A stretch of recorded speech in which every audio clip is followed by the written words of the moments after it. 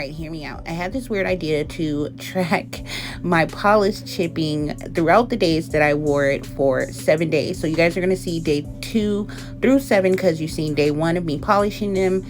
So this is day 2 through 7. And I just want to show like how it chipped each day on me. And I also have a peel off base coat on as well. That might have had something to do with it, but my polish chips a lot. Anyways, I do a lot. Dishes, cleaning, all that stuff. I also wanted to see how well this LA Colors Peel Off Base Coat was going to work.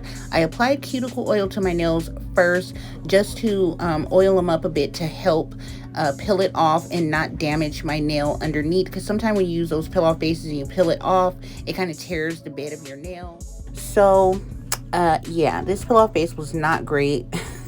I really never use one, but I want to start. There is a few that I'm interested in. I definitely want to try the Hollow Taco by Simply Nailogical. I hear her peely works really good, but I had such a hard time getting this polish off. This peel off base was not that great. I am going to try it again and maybe do 2 coats of it and see how that goes. Maybe the 1 coat just wasn't good enough. And then the Seche Vite Dry Fast Top Coat, it's really thick, really glossy. I tried to go around my cuticle and break up that top coat just to kind of loosen it so I can get under it, but I think that had a lot to do with it. But I am going to try it again in a couple more coats and see if it does any better. But the struggle was real. Okay, you guys are seeing maybe 2 minutes of this, and really it took me about 15 of trying to get it off.